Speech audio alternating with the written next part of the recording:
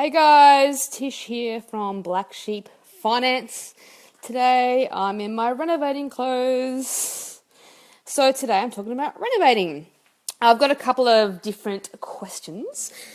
So from Johnny, he's asked how to know what would be over-capitalising when renovating, and what to look for in a property when your ultimate goal is to renovate and sell. And then Kamon has asked if you're looking into flipping or keeping as rental to go cosmetic or structural. So I guess, like I'm in my construction zone at the moment, so I'm just going to show you a couple of things that I have done and doing in my property. So when it comes to renovating or anything to do with property, everything is based on numbers. So it's important to understand what your numbers are and what the market is. So, it's like a hazardous zone in here. This is, whether you can believe it or not, this is my bathroom. Absolute chaos. So with renovating, it's all about your cost to get in and your cost to get out. So what do you pay? Let's say, for example, well, I'll use my numbers as an example. So this property I've bought is in West Lakes, and it's a 3-bedroom townhouse.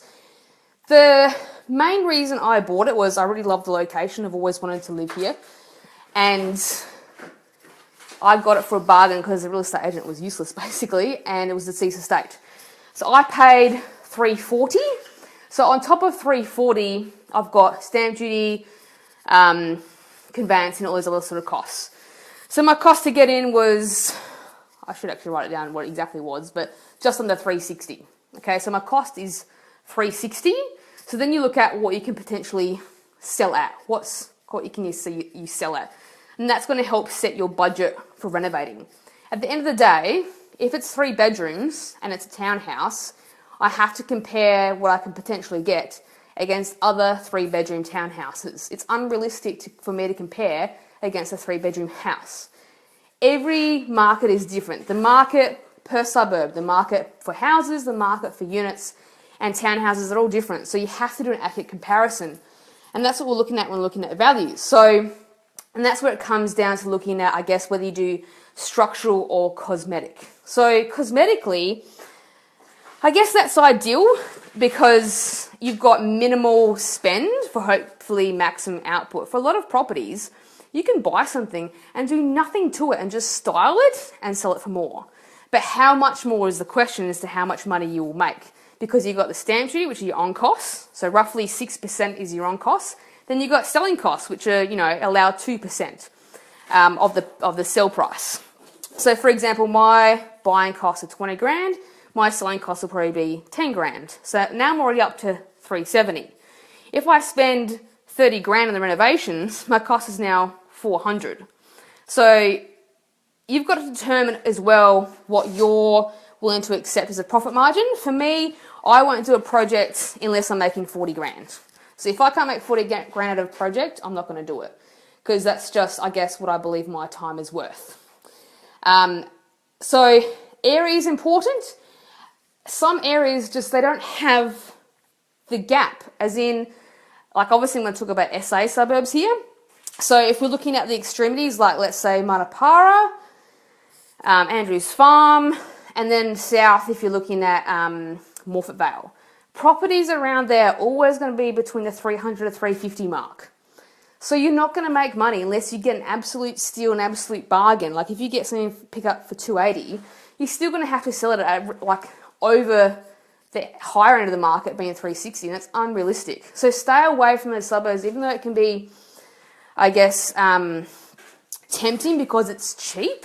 Like what I did is I found something cheap but in a good suburb, so people are more likely to pay more. So another good example of an SA suburb to look at is Prospect. So Prospect, you can buy a house for 500 and you can buy a house for $1 million. Obviously, what those houses have in terms of structural and cosmetic is significantly different, but there's a gap large enough that you can have a massive budget to spend to bring it up to that higher point to make more money from.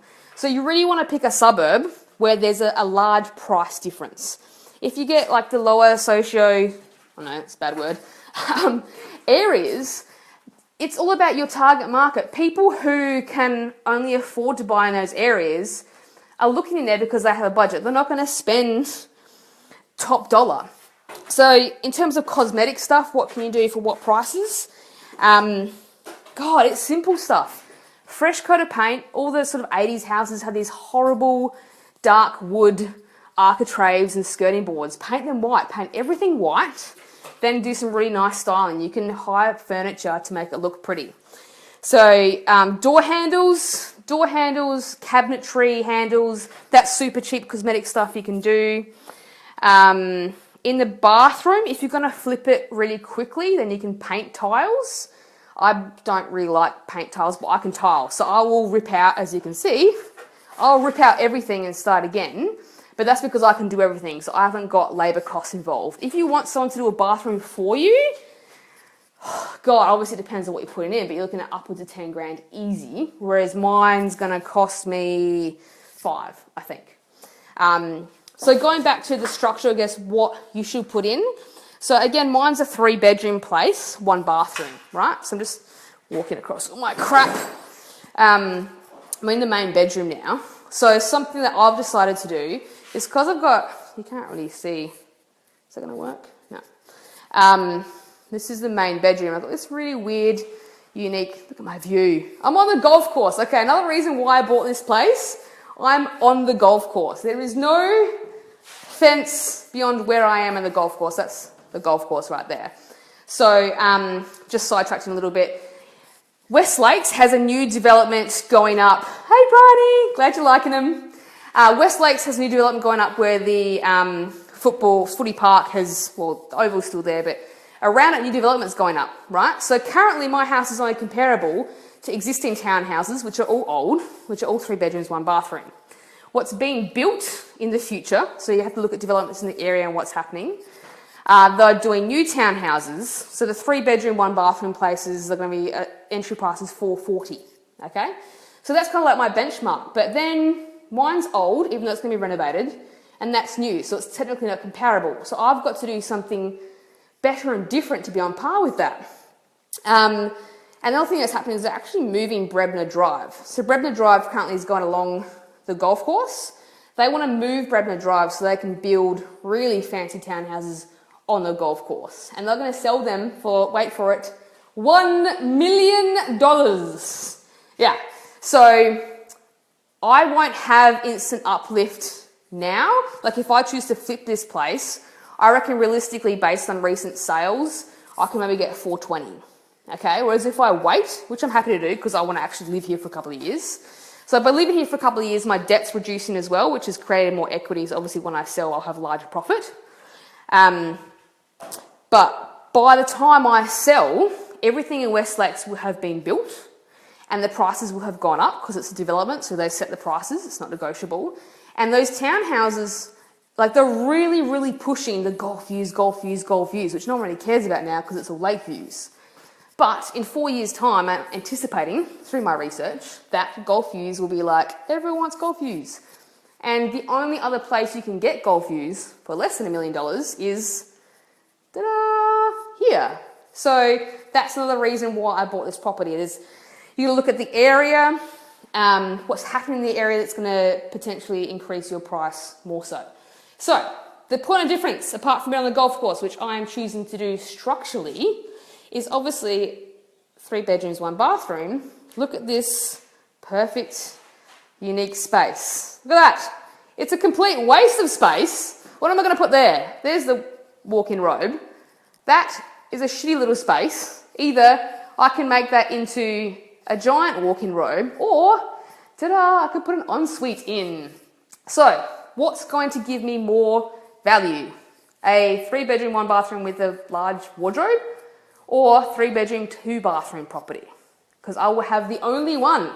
So if you can actually see I've already asked the electrician to put stuff in. So he's already put the exhaust fan and switch. Yes, it's in the ceiling because I have to build the wall still. So the cost, so obviously you've got to find out what your costs are. Structurally, obviously I can do all the tiling and everything else. So it's going to cost me about probably 4-5 grand to put that in. So every time you look at a cost is, will it give you more value? So it's going to cost me $5,000 to put a whole new bathroom in. Yes, that's going to give me more than $5,000 value. So of course I'm going to do it. It's no brainer. Whereas I've got a friend who shall remain nameless. Let's hope he's not watching this video because I'm going to have a dig at him now.